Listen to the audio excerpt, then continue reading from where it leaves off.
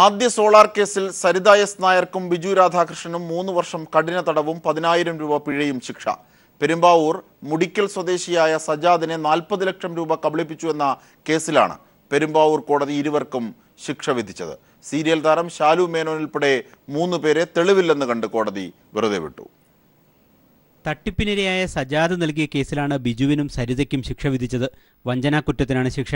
സരിത നായർക്കും ബിജു രാധാകൃഷ്ണനും 3 വർഷം വീതം തടവും 10,000 രൂപ പിഴയുമാണ് ശിക്ഷ.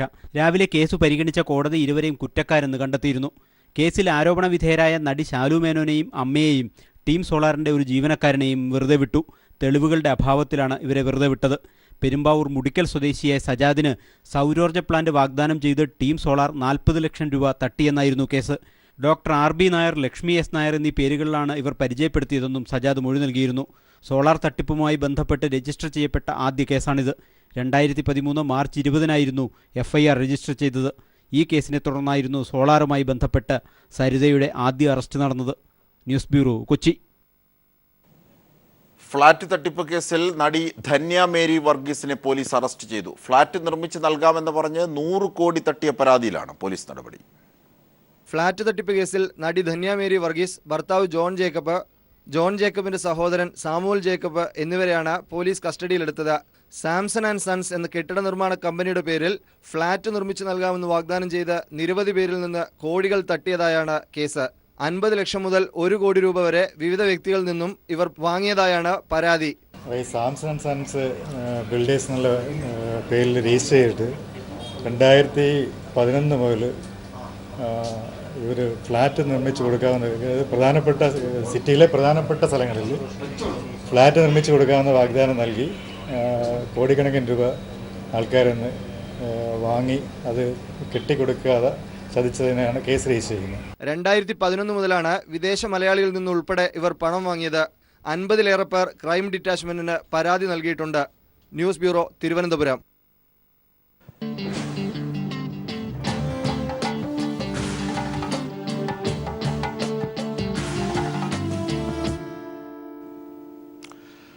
നോട്ട് അസാധുവാക്കൽ നടപടിയിൽ ഭരണഘടനാ ലംഘനം സംഭവിച്ചോ എന്ന് പരിശോധിക്കുമെന്ന് സുപ്രീം കോടതി. വിഷയം 5-അംഗ ഭരണഘടനാ ബെഞ്ചിന് കൈമാറി.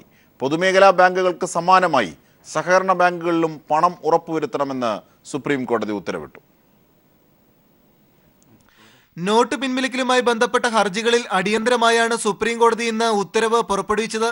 നോട്ട് അസാധുവാക്കൽ തീരുമാനത്തിൽ ഭരണഘടനാ ലംഘനം നടന്നിട്ടുണ്ടോ എന്ന് പരിശോധിക്കണമെന്ന് സുപ്രീം കോടതി വ്യക്തമാക്കി. അതിനാൽ 5-അംഗ വിപുലമായ ബെഞ്ച് കേസ് പരിഗണിക്കുമെന്നും ചീഫ് ജസ്റ്റിസ് TS ഠാക്കൂറിന്റെ ബെഞ്ച് അറിയിച്ചു. ഈ ഒരു സാഹചര്യത്തിൽ നോട്ട് അസാധുവാക്കലുമായി ബന്ധപ്പെട്ട് വിവിധ ഹൈക്കോടതികളിലുള്ള മുഴുവൻ ഹർജികളും സുപ്രീം കോടതി സ്റ്റേ ചെയ്തു. അതേസമയം സഹകരണ ബാങ്കുകളുടെ വിഷയത്തിൽ അടിയന്തരമായി ഒരു ഉത്തരവ് പുറപ്പെടുവിക്കാൻ സുപ്രീം കോടതി തയ്യാറായില്ല. എന്നാൽ പൊതുമേഖലാ ബാങ്കുകൾക്ക് ആനുപാതികമായി സഹകരണ ബാങ്കുകളിലും റിസർവ് ബാങ്ക് പണം നൽകണമെന്ന് സുപ്രീം കോടതി നിർദ്ദേശിച്ചു. കേന്ദ്ര സർക്കാർ സഹകരണ ബാങ്കുകളോട് പുലർത്തുന്ന വിവേചനം അവസാനിപ്പിക്കണമെന്നും ഉത്തരവിലൂടെ സുപ്രീം കോടതി വ്യക്തമാക്കി.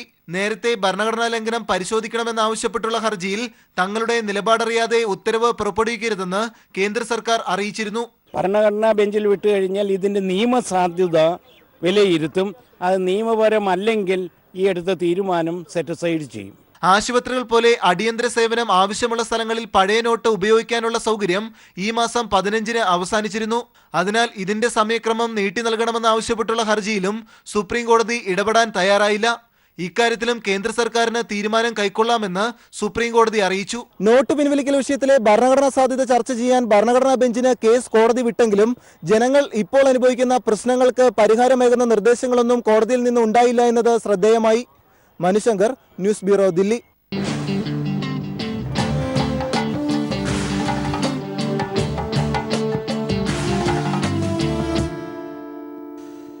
കഞ്ഞിക്കുഴി പച്ചക്കറി ഗ്രാമത്തിൽ സ്ത്രീകൾ സംഘടിപ്പിച്ച് ഈവന്റ് മാനേജ്മെന്റിന് തുടക്കമെടുത്തു. വിവാഹമടക്കമുള്ള ആഘോഷവേളകളിൽ എല്ലാവിധ സജ്ജീകരണങ്ങളും ഒരുക്കുന്നതിനായി 50-അംഗ വനിതാ സംഘമാണ് തയ്യാറെടുക്കുന്നത്. നിലവിൽ പാകം ചെയ്യാൻ ഉതകുന്ന വിധത്തിൽ പച്ചക്കറികൾ തയ്യാറാക്കി സർക്കാർ ഓഫീസുകളിൽ എത്തിക്കുകയാണ് ഈ വനിതകൾ. സ്വന്തം പടം സ്വയം എടുക്കുന്നതിനെയാണ് സെൽഫി എടുക്കുക എന്ന് പറയുന്നത്. എന്നാൽ വനിതാ സെൽഫി എന്ന് പറയുന്നത് കേവലം പടമെടുക്കൽ മാത്രമല്ല, പരിപാടി സംഘടിപ്പിക്കലാണ്. ഒരു വിവാഹമാണ് വനിതാ സെൽഫി ഈവന്റ് മാനേജ്മെന്റ് ഗ്രൂപ്പിനെ നിങ്ങൾ ഏൽപ്പിക്കുന്നതെങ്കിൽ അനുയോജ്യരായ വധൂവരന്മാരെ കണ്ടുപിടിക്കുന്നത് തുടങ്ങി സകല കാര്യങ്ങളും മിതമായ നിരക്കിൽ സംഘടിപ്പിക്കുവാൻ വനിതാ സെൽഫി ഈവന്റ് മാനേജ്മെന്റ് ടീം ഒരുങ്ങിക്കഴിഞ്ഞു. വിവാഹം നടക്കുന്ന വീട്ടിലാണെങ്കിൽ ഇപ്പോൾ സഹായിക്കാൻ ആരും ഇല്ലാത്തൊരു വീട്ടിലാണെങ്കിലും അല്ലെങ്കിൽ പൈസ ഉള്ളവരുടെ വീട്ടിലാണെങ്കിലും ആദ്യമേ തന്നെ ഞങ്ങൾ ചെന്നിട്ട് ഞങ്ങളുടെ ഈ പദ്ധതിയെക്കുറിച്ച് ഞങ്ങൾ അവരോട് സംസാരിക്കും. എന്നുവെച്ചാൽ പാചകം, പന്തൽ, പെണ്ണിനോ വധുവിനോ അണിയിച്ചൊരുക്കൽ, സ്വർണ്ണം എടുക്കാൻ പോകൽ, അങ്ങനെ കല്യാണത്തിന് വേണ്ട എല്ലാ ആവശ്യങ്ങളും ഈ ഗ്രൂപ്പ് ചെയ്തു കൊടുക്കും. ഗ്രാമവികസന മേഖലകളിൽ സജീവ സാന്നിധ്യമായ കഞ്ഞിക്കുഴി ഗ്രാമീണ സഹകരണ ബാങ്കാണ് ഇവർക്ക് വേണ്ട സഹായങ്ങൾ ചെയ്തു കൊടുക്കുന്നത്. തിരഞ്ഞെടുക്കപ്പെട്ട 40ഓളം വരുന്ന വനിതകളാണ് വനിതാ സെൽഫി ഈവന്റ് മാനേജ്മെന്റിന്റെ അംഗങ്ങൾ. ഈവന്റ് മാനേജ്മെന്റിന്റെ പരിപാടികളില്ലാത്ത സമയത്തും ഗ്രൂപ്പിന്റെ പ്രവർത്തനം മുന്നോട്ട് കൊണ്ടുപോകുന്നതിനായി ബാങ്കിന്റെ സഹായത്താൽ ഉൽപ്പാദിപ്പിക്കുന്ന നാടൻ പച്ചക്കറികളും മത്സ്യങ്ങളും കറി വയ്ക്കുവാൻ പാകത്തിൽ അരിഞ്ഞ് വൃത്തിയാക്കി വിതരണം ചെയ്യുന്ന പരിപാടിയും ഇതിനോടനുബന്ധിച്ച് നടന്നുവരുന്നു. Shajahan, news bureau, Alappuzha. മഞ്ഞപ്പിത്ത രോഗം പടർന്നു പിടിച്ച കോതമംഗലം നെല്ലിക്കുഴിയിൽ പ്രതിരോധ പ്രവർത്തനങ്ങൾ ഊർജിതമാക്കി. സൗജന്യ രോഗനിർണയ ക്യാമ്പുകളും രോഗം പടരുന്നത് തടയാൻ വ്യാപകമായ പരിശോധനകളും ആരോഗ്യവകുപ്പ് ആരംഭിച്ചു. പ്രതിരോധ പ്രവർത്തനങ്ങൾ ഏകോപിപ്പിക്കുന്നതിനായി ആരോഗ്യമന്ത്രി കെ ശൈലജ ടീച്ചർ രോഗബാധ കണ്ടെത്തിയ പ്രദേശങ്ങൾ സന്ദർശിച്ചു. പ്രദേശത്ത് മഞ്ഞപ്പിത്തം മൂലം 3 പേർ മരിക്കുകയും 300ഓളം പേർക്ക് രോഗം സ്ഥിരീകരിക്കുകയും ചെയ്തതോടെയാണ് ആരോഗ്യമന്ത്രി പ്രദേശം സന്ദർശിച്ച് പ്രതിരോധ പ്രവർത്തനങ്ങൾ വിലയിരുത്തിയത്. മഞ്ഞപ്പിത്തം പിടിപെട്ട് മരിച്ച 3 പേരുടെയും വീടുകൾ മന്ത്രി സന്ദർശിച്ചു. മണിപ്പാലിൽ നിന്നും വിദഗ്ധ ഡോക്ടർമാരടങ്ങുന്ന സംഘം കോതമംഗലത്തെത്തി പ്രതിരോധ പ്രവർത്തനങ്ങൾക്ക് നേതൃത്വം നൽകുമെന്ന് മന്ത്രി അറിയിച്ചു. 7000-ലേറെ കിണറുകളിലെ വെള്ളം ഇപ്പോൾ പരിശോധിച്ചിട്ടുണ്ട്.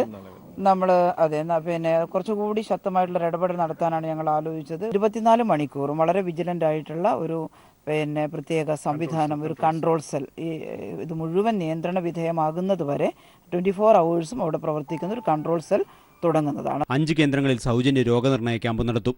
രോഗബാധ സംശയിക്കുന്നവരുടെ രക്തസാമ്പിൾ എടുത്ത് ആലപ്പുഴ വൈറോളജി ലാബിലേക്ക് അയക്കും. ഹോട്ടലുകൾ, കൂൾബാറുകൾ, ഐസ് പ്ലാന്റുകൾ, സോഡ ഫാക്ടറികൾ, മറ്റ് ഭക്ഷണശാലകൾ എന്നിവിടങ്ങളിൽ പരിശോധന കർശനമാക്കിയിട്ടുണ്ട്. News bureau, Kochi.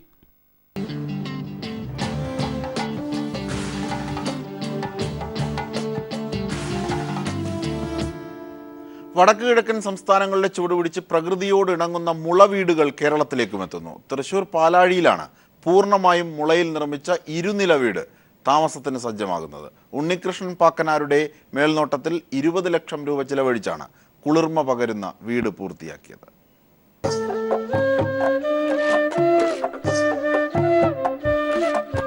പൂർണ്ണമായും മുളയിൽ തീർത്ത ഇരുനില വീട് കേരളത്തിൽ ആദ്യത്തേതാണ്. 1100 സ്ക്വയർ ഫീറ്റിൽ ഒരുങ്ങുന്ന വീട്ടിൽ അടിത്തറയും മേൽക്കൂരയും ചുവരുകളുമടക്കം മുളയിലാണ് പൂർത്തിയായത്. മുള ഉൽപ്പന്ന പ്രചാരകനായ ഉണ്ണികൃഷ്ണ പാക്കനാരുടെ നേതൃത്വത്തിലാണ് എറണാകുളം സ്വദേശി നന്ദകുമാറിനായി വീട് പൂർത്തിയായത്. നിരവധി ബുദ്ധിമുട്ടുകളുണ്ടായിരുന്നു. കാരണം എൻ്റെ ജീവിതത്തിൽ ആദ്യമായിട്ടാണ് ഇങ്ങനെ ഒരു 2 നില വീട് പണിയുന്നത്. 60 ടൺ മുള ഉപയോഗിച്ച നിർമ്മാണത്തിന് 20 ലക്ഷം രൂപയാണ് ചെലവ്. വാതിൽ, ജനൽ, വെന്റിലേഷൻ എന്നിവയ്ക്ക് പുറമെ ഫർണിച്ചറുകളും മുളയിൽ തന്നെയാണ് ഒരുങ്ങുന്നത്.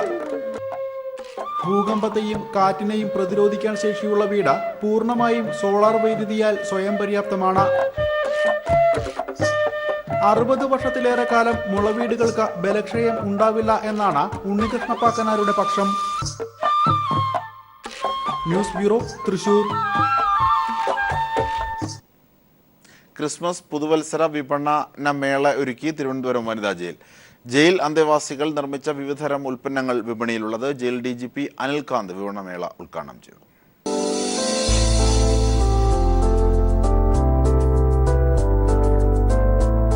വൈവിധ്യമായ വസ്ത്രങ്ങൾ, അലങ്കാര വസ്തുക്കൾ, വർണ്ണക്കുടകൾ, മധുരപലഹാരങ്ങൾ തുടങ്ങി തിരുവനന്തപുരം വനിതാ ജയിലിലെ അന്തേവാസികൾ നിർമ്മിച്ച ഉൽപ്പന്നങ്ങൾ നിരവധിയാണ്.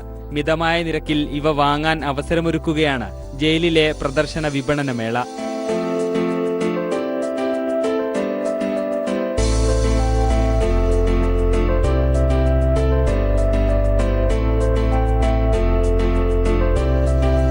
ജയിൽ അന്തേവാസികളെ സമൂഹത്തിന്റെ മുഖ്യധാരയിലെത്തിക്കാൻ അവരെ മാനസികമായും ശാരീരികമായും പ്രാപ്തരാക്കുക എന്ന ലക്ഷ്യത്തോടെയാണ് മേള സംഘടിപ്പിച്ചത്. ജയിൽ DGP അനിൽകാന്ത് മേള ഉദ്ഘാടനം ചെയ്തു. നല്ല കാര്യമാണ്, ഇത്ര കണ്ടിന്യൂ ചെയ്യണം. I appreciate and wish them all the best. ജയിലിലെ പ്രദർശന വിപണനമേള ഈ മാസം 31 വരെ തുടരും. News bureau, Thiruvananthapuram.